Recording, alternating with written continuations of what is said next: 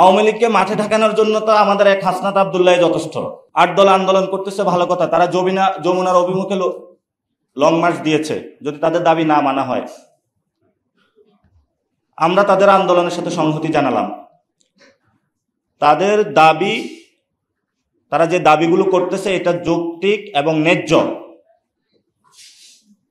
যদি সরকার এই আন্দোলনের উপর আবার পুলিশ দিয়ে, র্যাব দিয়ে, পেটুয়া বাহিনী দিয়ে কোনো দমন করার চেষ্টা চালায়, রাজপথে ইনশাল্লাহ আমরা একে একে কাঁধে কাঁধ মিলিয়ে ঐক্যবদ্ধভাবে লড়াই করব। যারা আন্দোলন করছেন আপনাদের কোনো ভয় নাই, আমরা আছি এখনো, আমরা এখনো মরে যাই নাই। আমরা সরকারকে পরীক্ষা করতেছি, সরকার কি করতেছে দেখতেছি, তার মতি গতি। সেখানে যারা 8 দলে রয়েছেন, আমরা আপনাদেরকে বলবো,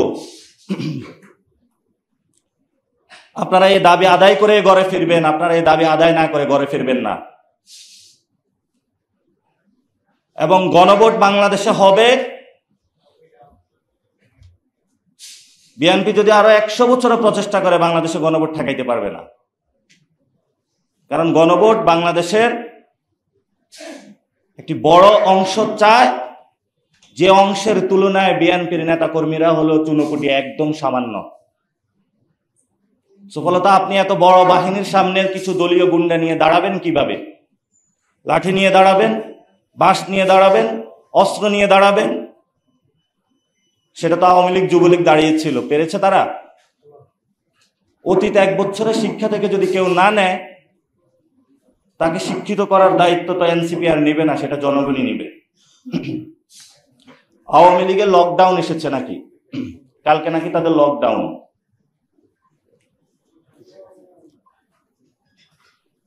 কালকে সকল দল মাঠে থাকবে। আওয়ামী লীগকে মাঠে ঢাকানোর জন্য তো আমাদের এক হাসনাত আব্দুল্লাহ যথেষ্ট।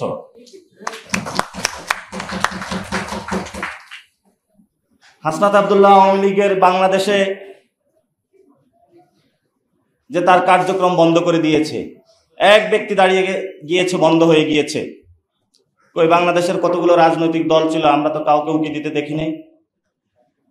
কালকে যদি আওয়ামী লীগ নামে, আওয়ামী লীগকে ঠেকানোর জন্য, আওয়ামী লীগের সন্ত্রাসের বিরুদ্ধে এনসিপির এক হাসনাত আব্দুল্লাহ বাংলাদেশে যথেষ্ট।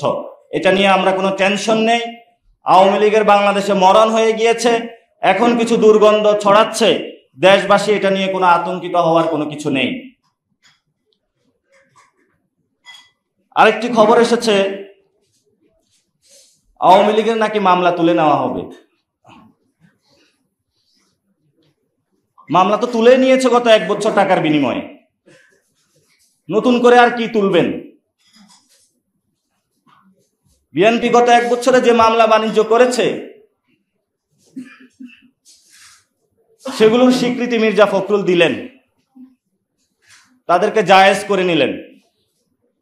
আওয়ামী লীগের যারা রয়েছেন, মন্ত্রী এমপি থেকে শুরু করে সন্ত্রাসী, সকলকে প্রথমে বললেন, তার বিরুদ্ধে যায় বাসায় বললেন তোরে মামলা দিব। বলল ভাই কিছু টাকা দিয়ে দিয়েন না, ঠিক আছে দাও, আগামী ইলেকশনটা ভালো করতে পারবো। তারপর আবার তারে মামলা দিল। মামলা দেওয়ার পরে ইজহারভুক্ত হবে, বললো আরো কিছু টাকা দেন, ইলেকশন ফান্ডটা আর একটু বাড়াইলে। তারপরে তারা আবার থানায় দিল।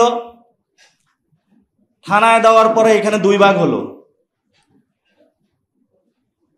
বিএনপি পন্থী যে আইনজীবী, সে আবার নতুন ভাগ বসাইলো। আরে ভাই, আমি আইনজীবী হলো, আমিও তো ইলেকশন করব, আমার ফান্ড কই? আওয়ামী লীগ তাকে আবার টাকা দিল। পুরো 1 বছর তারা চাঁদাবাজি এবং মামলা বাণিজ্য, এই 2টা ছাড়া গত 1 বছরে বিএনপির ইতিহাসে কোনো লেখা নাই।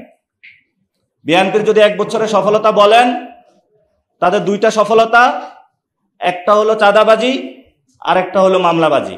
এই 2টা ছাড়া তাদের কপালে আর কোনো সফলতা নাই। তো এই 2টা নিয়ে তারা জনগণের সামনে যায় ভোট চাবে? ভোট নয়, মানুষ তাদেরকে জুতা দিবে। আমাদের যে রাজনৈতিক দলগুলো রয়েছে, রাজনৈতিক দলগুলোর মধ্যে আমরা একটু বিভাজন দেখতে পাচ্ছি, কিন্তু বাংলাদেশের সার্বভৌম গণতন্ত্র অখণ্ডতা রক্ষা করার জন্য বর্তমান যে পরিস্থিতি রয়েছে, এই পরিস্থিতিতে সকল দল একসাথ হতে হবে। সকল দল একসাথ হয়ে যদি ঐক্যবদ্ধভাবে বাংলাদেশকে রক্ষা না করে, তাহলে বাংলাদেশের ভবিষ্যৎ দুর্গতি রয়েছে। এজন্য আমরা বলবো, শুধু ডাক্তার নয়, সকল স্বাস্থ্যকর্মীর গুম খাওয়া কাজের পরিবেশ নিশ্চিত করতে হবে। নীতি নির্ধারক পর্যায়ে কোনো দলীয় গুন্ডা নয়, যারা বিশেষজ্ঞ স্বাস্থ্য অর্থনীতির রয়েছেন তাদেরকে নিয়োগ দিতে হবে এবং তাদের ডিসিশন মেকিং প্রসেস অন্তর্ভুক্ত করতে হবে। স্বাস্থ্যক্ষেত্রে দুর্নীতি বন্ধ করতে হবে, সুনির্দিষ্ট বেতন কাঠামো নিয়ে আসতে হবে। আমি আর কথা বাড়াবো না, অনেক লম্বা দীর্ঘক্ষণ বক্তব্য হয়ে গিয়েছে, আবার কথা বলবো ইনশাল্লাহ। তবে ইতিমধ্যে আমার একটা স্ট্যাটাস কেন্দ্র করে রাজনৈতিক মহলে অনেক বিতর্ক সৃষ্টি হয়েছে। কেউ কেউ জিজ্ঞেস করেছেন কাকে ইঙ্গিত করে স্ট্যাটাস দিয়েছি। স্ট্যাটাসটা দিয়েছিলাম আমার গত 5 বছরে যারা বন্ধু বাম পতাকা, বাম বন্ধুদেরকে উদ্দেশ্য করে দিয়েছিলাম। বাম বন্ধুরা হলো তাদের যে লাল পতাকা, স্বপ্নের লাল টুকটুকে স্বপ্ন একটা সিটির বিনিময়ে বিক্রি করে দিচ্ছে।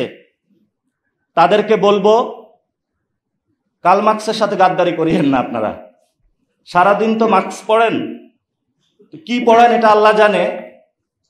অ্যাটলিস্ট আপনারা এই সময় আইসা জনগণের সাথে গাদ্দারি করিয়েন না।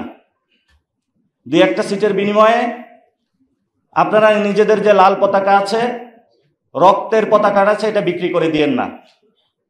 যদি আপনারা এই সময় সঠিক সিদ্ধান্ত নিতে পারেন, তাহলে ভবিষ্যতে আপনাদের নাম নিশানা থাকবে, না হলে থাকবে না। ধন্যবাদ সকলকে। আসসালামু আলাইকুম।